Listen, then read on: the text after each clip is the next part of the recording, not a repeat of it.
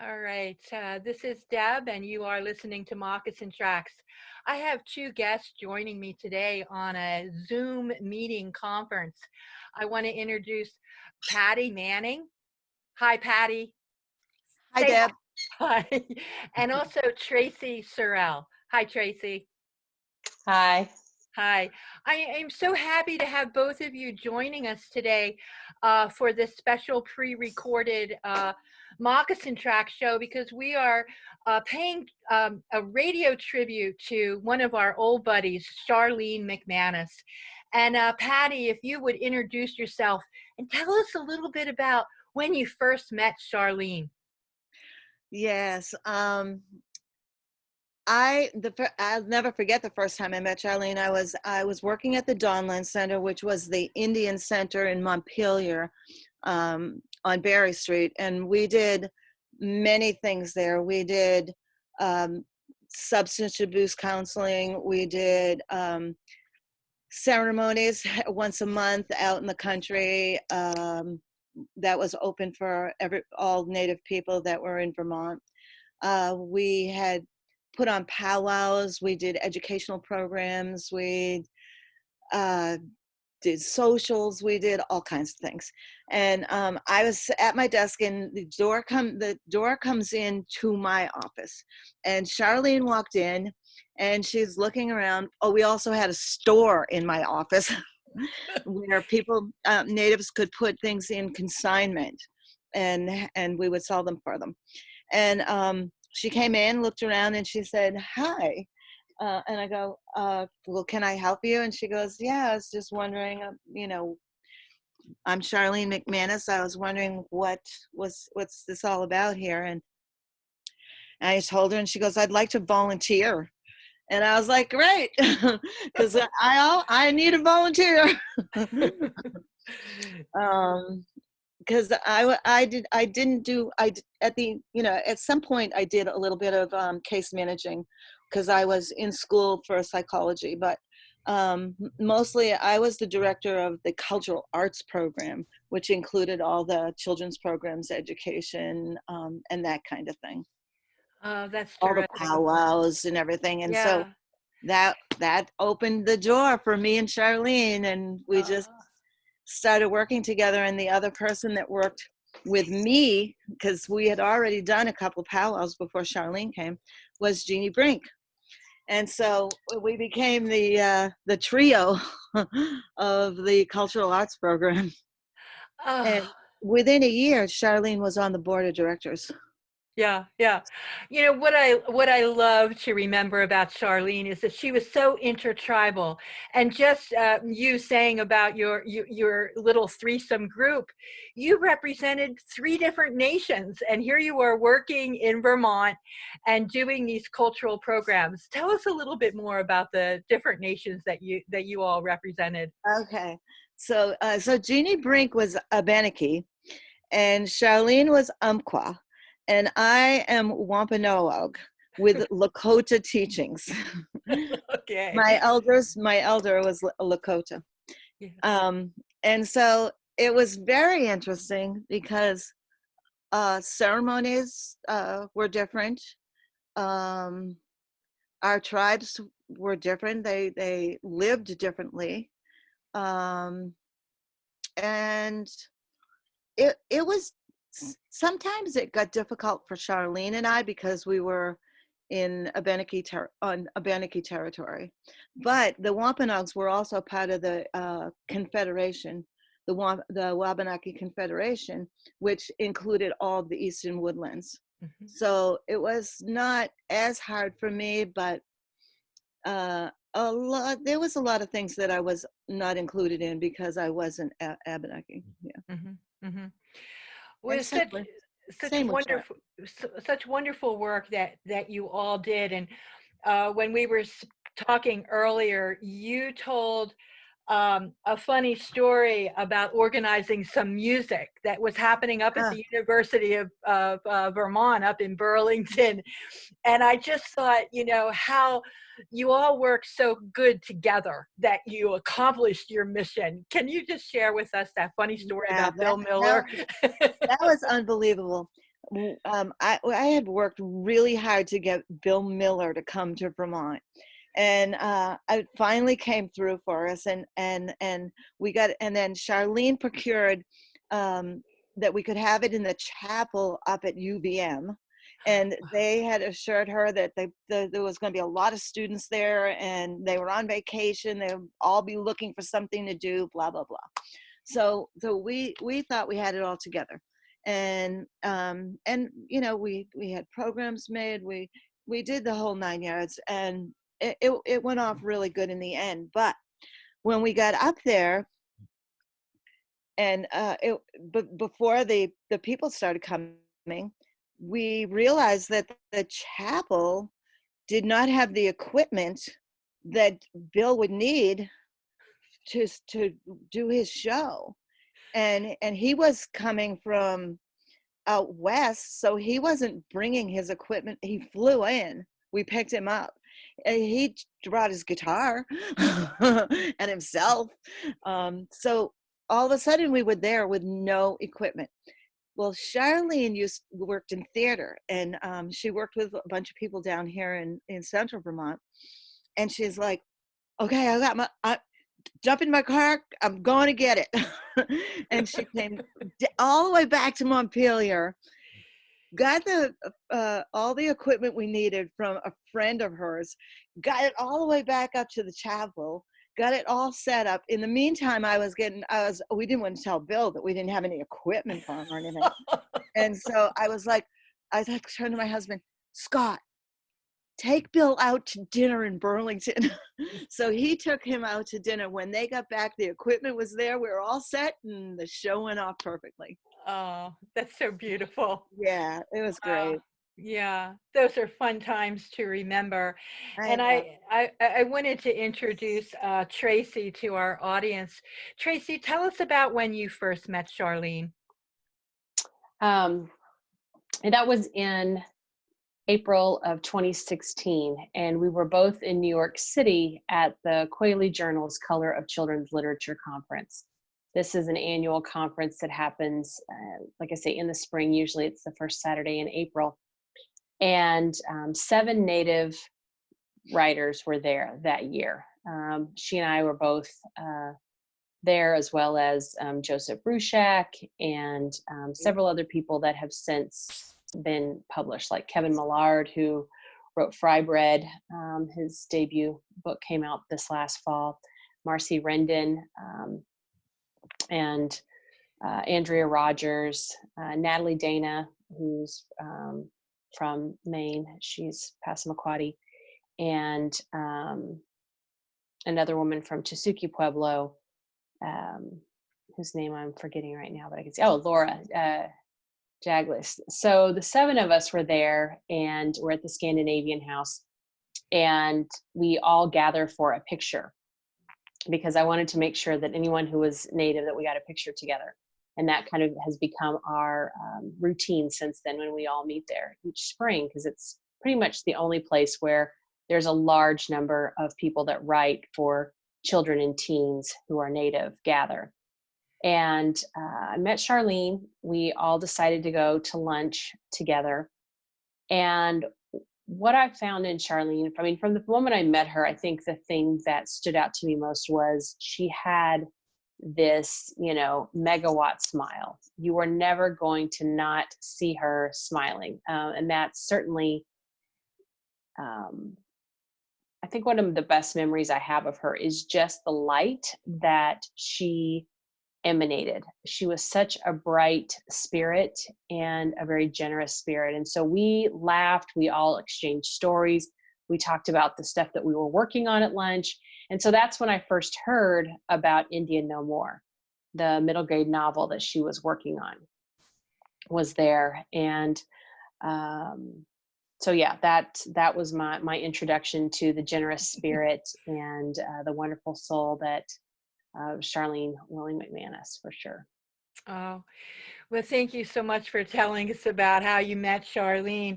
We really, I met her, I think, probably at the Vermont Commission on Native American Affairs. As I was doing radio, I'd often go to those meetings.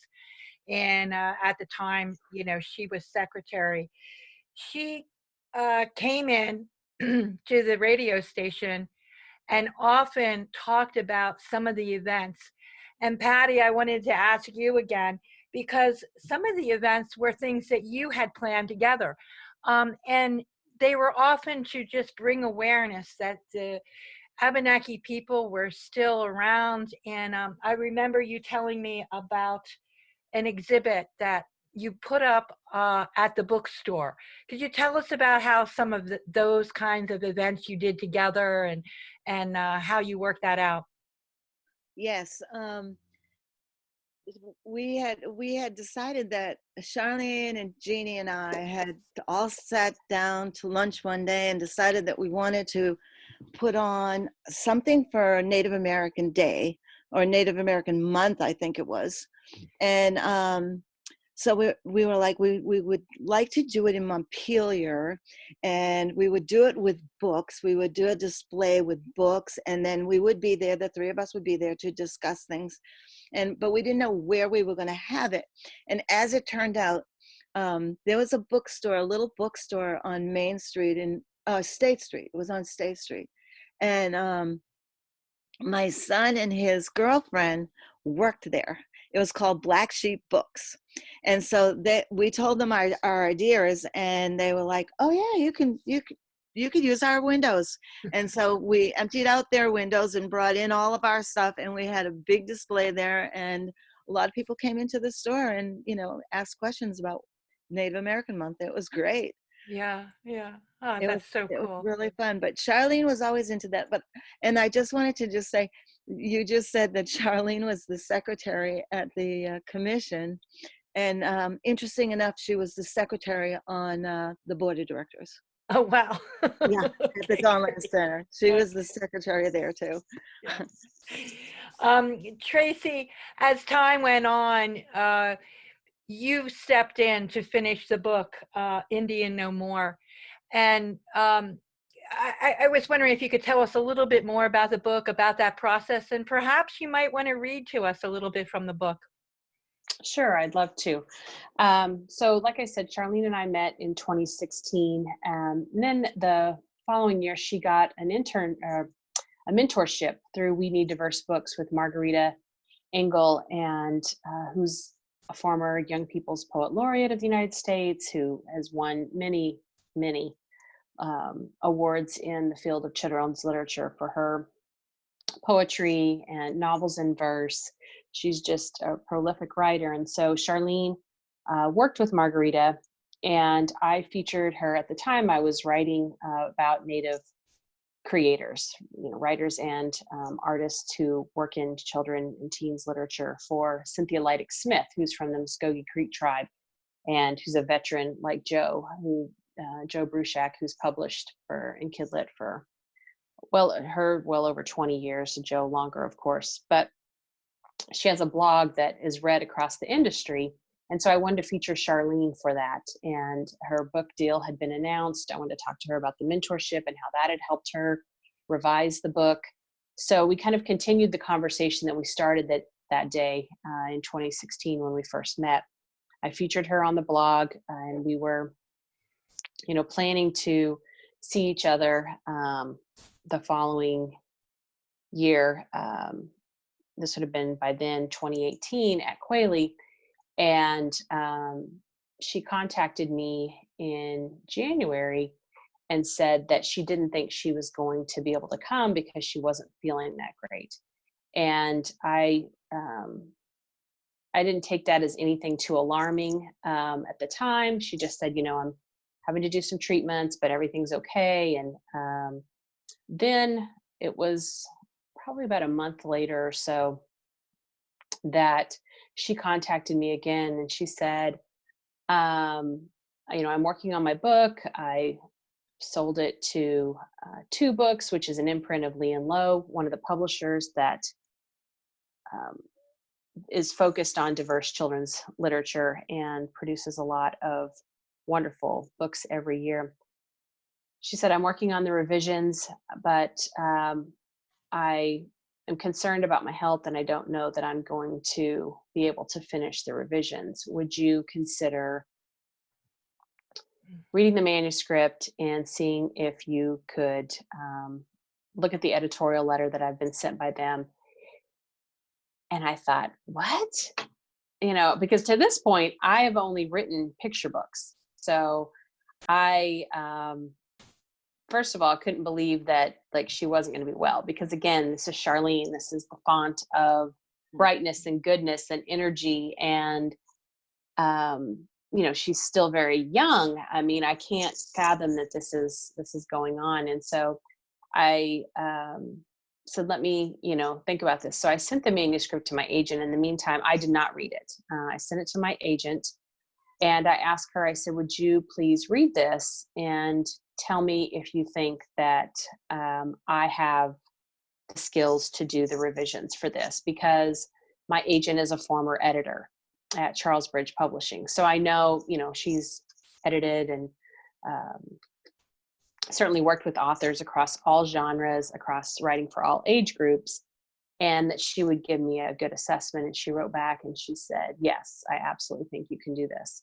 And so at that point, I wrote Charlene back and I said, yes. I said, but, I know that you're going to be fine. So, and she was, like I say, at the time working on the revisions. But what I didn't know is, I guess it was in April that the publisher was looking at sending me to Vermont to meet with her. And what I didn't know at the time was that really was not going to get to happen. Because I kept thinking, okay, great. So I'll go and I'll sit down with her. And then if this materializes, be concerned about that then. We had one last conversation. And then a few days later, on May 1st, 2018, she was gone. And during that last conversation, her voice was very weak. We talked a lot about the book. And the whole time we're talking about the book, her voice is extremely strong. It was one of the most difficult conversations I think I've ever had in my life, because normally, what had been my experience to date at that point was, if someone had, walked on to the other side, I often didn't know that was happening. I got the news later. Or I had talked with the person, but knowing that I would be back, again. At that time when I talked to Charlene, I knew that we were not going to have another conversation. And that was distressing. It distresses me to think about it now, because, like I say, I knew that the book was really important to her. She had spent so much time, over 10 years, working on this manuscript and honing her craft. And I am a very conscientious person about when I give my word to something, I want to make sure that it is done absolutely to the best that it can possibly be done. So during that last conversation, after that last conversation, I felt even more compelled that this had to be done correct, and that we were not under any circumstances going to not do what needed to be done. So after Charlene passed that last summer, her husband sent me, or I guess it was been summer of 2018, he sent me a box, and it had newspaper clippings, it had photographs, it had her notes, and a thumb drive. And in essence, that was my co-author, which was very daunting, because when you work on a project with someone, you're able to bounce ideas off each other. Don't you think they would say this? Or don't you think we should fill out the story more here? I mean, I had an editorial letter of revisions that they felt like needed to take place for the book to be publishable. And I had this box. So one of the things that I recognized when I finally, sat down, read through everything and started working on it, was that I had been to Grand Ron, her tribe out in Oregon, previously in a prior line of work doing advocacy for tribes. But I hadn't been there in the context of someone telling the story who had lived in that community and had family there, and was looking at this from the impact of what termination had done to that tribe, and how so many people had had to leave, and then others had, come back to that place. So Lee and Lowe very graciously sent me out to Grand Ron in January of 2019, and I met with their cultural resources manager. And that department really lent an authenticity, I feel like, to the book, even though everything that's in that book is on myself and Charlene. But I felt like we needed to make sure that the words we were using were correct, and the way things were presented were correct, And so it was wonderful because, like, their historic preservation officer, like, pulls out maps in the 1950s of the reservation, pulls out photos, and I'm able to see, what things look like then. And so I can go through those descriptions. I'm able to drive around, the whole community and look at things. I'm able to go through their museum staff, read through the book, and, like I say, made sure we were using the right tenses of words and the right things. I mean, it was just super, super helpful. And at the same time,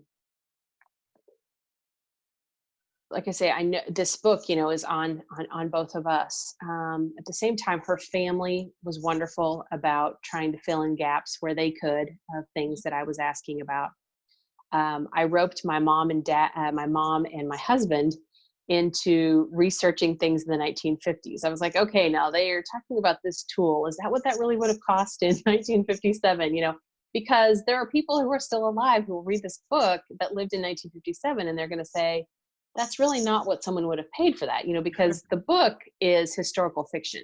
So while it's based on Charlene's family and other tribal citizens that Charlene knows, because she did interview a lot of people from her community for the book, it's not her experience, right, solely.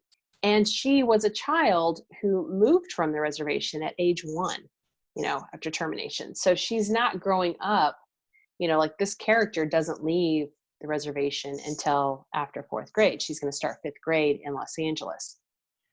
So she's really growing up in the 60s in Los Angeles, right, during the time of this book. So I have to make sure that all those things check out. And when she says that they're watching the Macy's Day Parade, I mean, was Popeye really one of the floats in 1957 in the Macy's Day Parade? Those kind of things you have to look at, because there are, you can Google that stuff, right? Kids do this stuff all the time. They look at these things. And at the same time, I wanted to know what it was like where she lived in Los Angeles, because I had those pictures. So I contacted the Los Angeles school district and said, I'm looking online and the school does not look the same as it did in 1957. I mean, like, really, was there this red brick building there? I mean, what did it look like? So then magically in my email appears this beautiful black and white photo of this 3-story red brick building. So she had recreated her neighborhood there, and I think a lot of those scenes are very vivid because she is writing about that place. And the summer of 2019, just a couple of months before the book went out, I had to go to LA for a conference, and I went in a day early so that I could go to her old neighborhood and photograph things. So I had these black and white photos, I had the color photos, and I share those with students when I go on school visits to, help them recognize that, like, this is what it looked like where she grew up, then and now. And this is what it looked like after she relocated then and now. And it brings the story to life for them. I mean, I think it does for any reader. But when I read the manuscript, like I say, in addition to getting it right, I just knew that it had to be out in the world, because so many people have no clue about termination or relocation and these policies. The termination, was principally in the 50s, but, there were 109 tribes terminated across the United States. They also have no clue about relocation. That was a voluntary program that the federal government was running. But how voluntary is it for certainly the terminated tribes when these folks are told you will buy your land outright or you will vacate it. And they're not able to afford to buy the land at these inflated prices. I mean, it's essentially you are homeless and you're going to have to move. And so many people from Charlene's Grand Ronde Indian community ended up in Seattle or Portland, San Francisco. Like I said, her family went to Los Angeles, but they're not where they grew up. And so because this happened to so many tribes, and it's a time where, you know, when we teach children about history in schools and in the classrooms and stuff, we talk about the civil rights movement. We talk about the Cold War, you know, the arms race. That's how we frame the 1950s. We don't talk about this at all. So I feel like as much for the 8 to 12-year-olds, that's that target range for the book, it's really a book for everyone because they have no clue. And it's a nice, wonderful entry point into learning this history.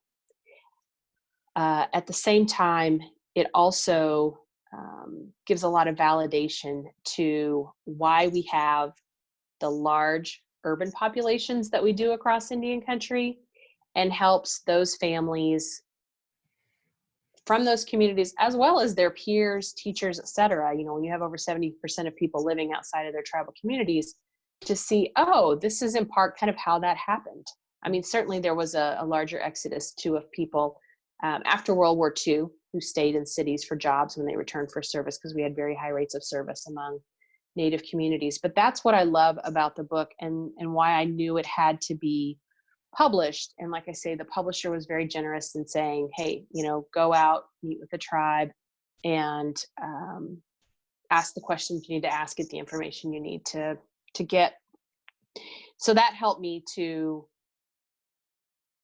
feel better about my part, you know, in revising things and making sure that the story was cohesive and where it needed to be, but also that an Umpqua child or any child from Grand Ronde could pick up the book and it's accessible to them. It's not something that is divorced from what they've been told by their grandparents, you know, or other people in the community. Oh, Tracy, I want our listeners to know that you've been listening to Tracy Sorrell. Tell a little bit how she has completed the book for Charlene McManis. Today, our show is focusing on remembering Charlene McManis, and we are joined with one of her friends, Patty Manning from the Central Vermont area, and Tracy Sorrell, who has finished the book for Charlene, and it's been published. Tracy was just telling us, giving us such great background, so I thank you for that. And would you want to read a little bit from the book? Sure, I'd love to. So, and this is another reason why, like, as soon as I started reading the book, the voice of Regina, the main character, just captured me, and I couldn't stop reading. Chapter 1 is entitled The Walking Dead. Before being terminated, I was Indian. Now, I certainly don't mean I was killed off or anything. It was 1954, and the United States government didn't do that anymore.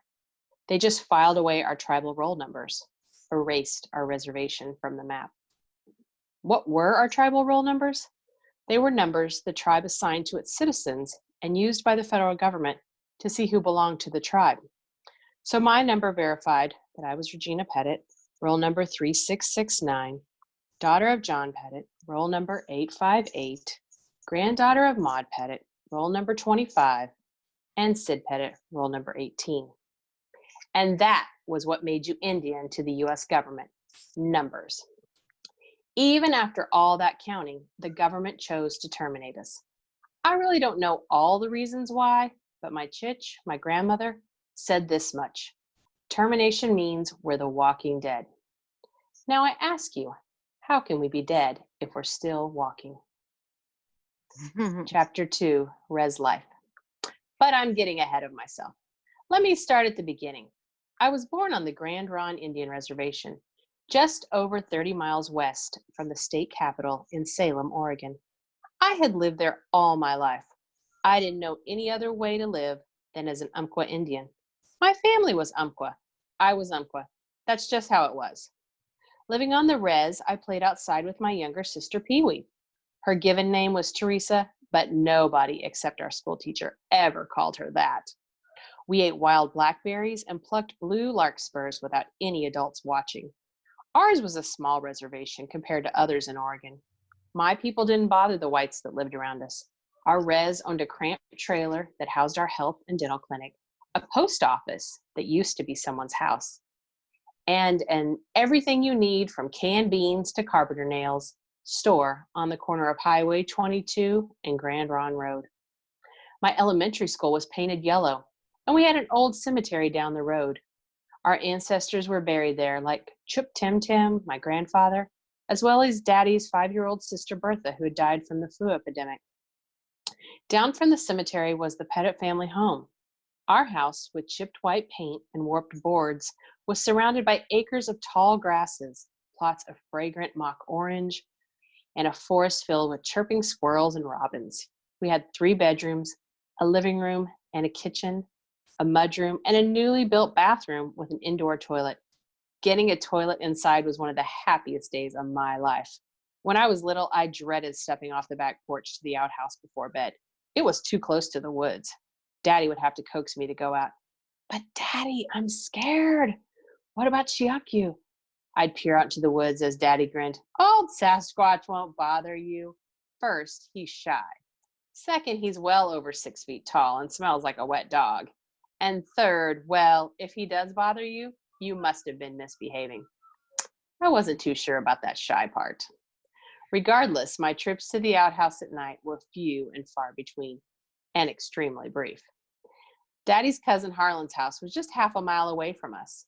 Cousin Harley and Daddy were real close, like brothers close. They talked story all the time, especially about World War II. It was right after Pearl Harbor, Daddy began, when I conned Harlan into joining the Navy with me. We both needed to get off the res before we got into any more trouble with the law. He meant that the way they were going, jail would be their next residence. According to Cousin Harlan, it was a rainy summer morning when this big bus came barreling down the road.